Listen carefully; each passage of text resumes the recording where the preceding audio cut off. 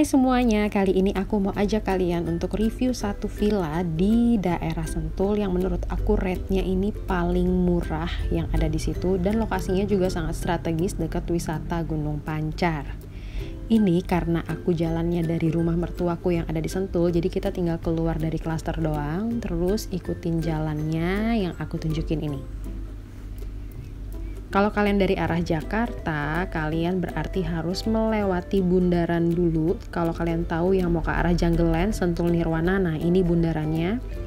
Terus kalian akan ngelewatin masjid besar.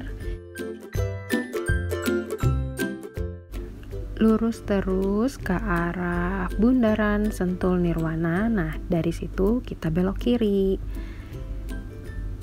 Ikutin jalannya aja terus lurus aja sampai nanti kalian lihat jalan yang ke arah kanan, itu ada namanya Jalan Gunung Pancar.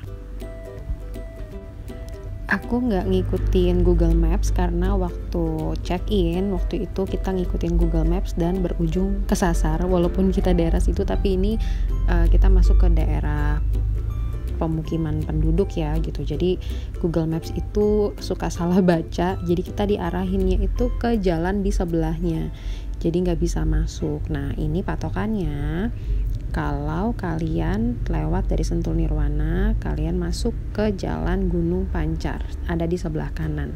Nah ini dia jalannya, kalian langsung belok kanan, terus ikutin jalannya aja lurus terus sampai nanti ketemu pertigaan.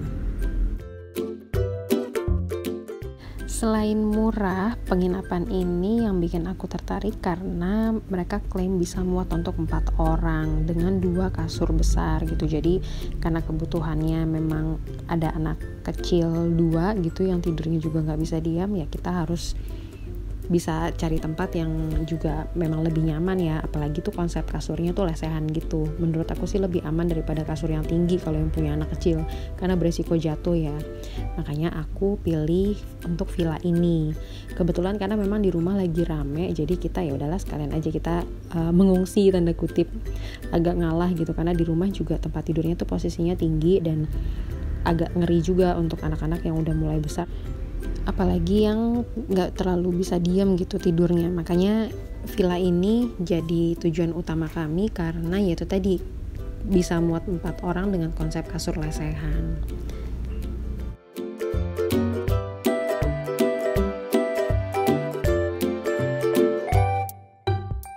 Dan ini dia hampir sampai di pertigaan yang aku maksud. Pelan-pelan, jangan belok ke kanan karena ke kanan itu adalah arah ke Gunung Pancar. Kita ambilnya yang ke atas, lurus kiri. Terus aja ikutin jalannya sampai kalian ketemu SD 01 Karangtengah. Terus kalian maju sedikit. Nah ini ada jalannya, Kampung Gelewer. Kalian masuk ke kanan dan gak jauh dari jalan depan itu. Posisi villanya ada di sebelah kiri. Ini dia Villa Fangare.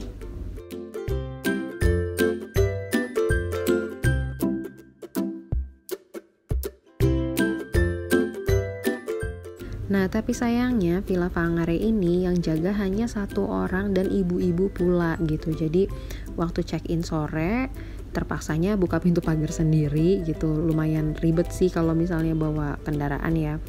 Ya udahlah nggak apa-apa gitu, nanti kita buka pintu pagar sendiri. Terus habis itu minta sama ibu penjaganya ini nomor teleponnya karena kami baru mau masuk itu malam.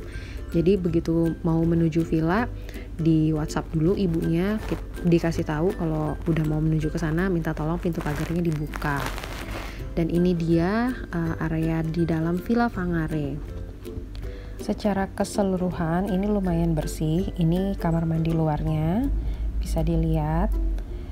Villa Fangare ini memang sebetulnya kategorinya masih sangat baru sih ya di daerah sini. Jadi untuk bangunannya masih kelihatan banget masih baru. Terus di sini ada area kolam ikan kecil dan kalau kita naik ke atas, di sebelah kanan ini dapur. Dan kalau kita naik ke atas itu ada tempat untuk bersantai. Bisa dilihat sendiri itu ada view bukit-bukitnya. Dan ini tuh sepertinya area yang biasa dipakai untuk karaoke atau untuk nonton bareng kali ya gitu. Lumayan nyaman sih di atas ini untuk santai-santai. Tapi mungkin akan lebih asik lagi kalau di atas ini difungsikan untuk tempat kopi kali ya gitu. Kayaknya lebih seru deh untuk nongkrong santai di atas gitu sambil liatin pemandangan nih, view-nya dari atas. Untuk lapangannya sendiri tuh rumputnya rumput sintetis, jadi nggak takut kotor gitu kalau anak-anak lari-lari di situ. Lumayan untuk menyalurkan energi. Dan kalau dilihat di arah sebaliknya, nah ini view bukit-bukit dengan pepohonan yang cukup segar di mata gitu. Jadi kalau bersantai di sini pagi-pagi enak juga untuk sambil sarapan gitu. Pemandangannya masih segar banget. Sayangnya hanya satu, yang melayani di Villa Fangare ini hanya satu orang dan ibu-ibu pula gitu, sudah lumayan agak berumur. Yang waktu aku check-in aja, kami bilang udah booking dari aplikasi online. Ibu ini pun juga nggak nanya kode bookingnya apa gitu. Kalau misalnya ada orang yang niatnya nggak baik, hanya ngaku-ngaku udah booking melalui aplikasi doang, ternyata dia nggak booking, itu bisa banget gitu, bisa banget dikerjain. Dan di Villa Fangare ini kalau nggak salah ada 8 kamar. Kamar bagian bawah tuh 4 baris itu yang ada AC-nya, sedangkan yang 4 baris di atas itu yang nggak ada AC-nya. Kalau yang nggak ada AC-nya itu harganya lebih murah, dan kamar mandinya kalau nggak salah sharing deh yang di atas itu.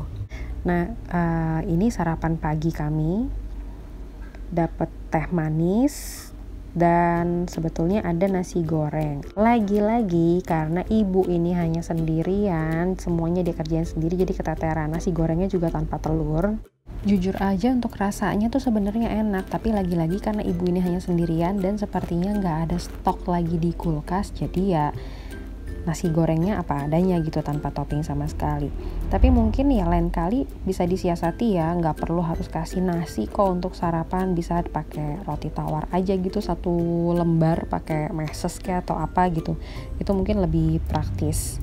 Dan ini dia kamar yang kami pilih dengan 2 bed besar dan ada AC-nya. Ada 1 meja dan 1 kursi, ada karpet dan juga ada TV-nya, dan ada posisi kiblat. Seperti biasa TV-nya juga kayaknya nggak kepake gitu, nggak disetel juga. Dan sorry, ini kamarnya berantakan, tapi untuk yang warna biru-biru tuh, sarung bantal warna biru dan selimut yang nggak sama tonnya dengan warna pink, yaitu kami bawa sendiri. Nah, ini kan kasurnya ada 2 sebenarnya. Seharusnya bisa digelar 2 tempat. Tapi karena ada sekat antara ruang tamu dan kamar, jadinya kasur yang satu lagi nggak bisa digelar gitu. Dan sekat antara ruang tamu dan kamar ini bikin rasa-rasanya tuh kayak rasa rumah kosan atau rumah kontrakan. Terus di belakang ada wasbaknya juga dan ada sinar ilahi kalau siang, nggak terlalu takut untuk kegelapan ya, karena lumayan terang. Kalau kita cek dari apa aja yang harusnya didapat sih di aplikasi booking online, seharusnya di bathroomnya ini ada setidak-tidaknya sabun dan juga shampoo, tapi ini nggak ada sama sekali. Untuk kebersihannya cukup lumayan bersih, dan untuk airnya sendiri ini sangat lumayan deras dan juga airnya tuh bersih banget. Jadi untuk aliran airnya nih aku suka banget. Nah, ini dia kerepotan kami waktu check-in malam. Jadi karena ibunya sendirian doang, dan tadinya tuh kamar itu udah kami nyalakan gitu AC-nya. Terus pas begitu mau masuk tiba-tiba mati. Ternyata token listriknya habis dong, dan ibu ini tuh jadi kelabakan harus cari Indomart atau Alfamart gitu untuk beli token listrik. Ini akhirnya suami yang isiin token listriknya karena kasihan juga lihat ibunya gitu sendirian. Nah, ini kondisi kamar sebelahnya. Lagi-lagi mungkin karena sangat terbatas tenaganya, jadi yang di sebelahnya tuh juga agak lumayan banyak semut-semutnya gitu loh, dan agak kurang bersih ya. Tapi kita nggak bisa nyalahin sih, sekali lagi karena penjaganya hanya 1 doang, hanya ibu itu gitu. Dan kalau misalnya itu ada 8 kamar ya, kalau misalnya pas full kayaknya bakal keteteran banget deh ibu penjaga ini gitu. Sepertinya Villa Fangare harus menambah penjaga untuk membantu ibu ini jangan sendirian. Oke, segitu aja dulu. Kalau kalian mungkin berminat atau ingin menginap di sekitaran Gunung Pancar, ini bisa jadi rekomendasi tempat menginap murah yang lumayan nyaman. Dan ya, semoga informasi ini bermanfaat. Sampai jumpa lagi. Bye.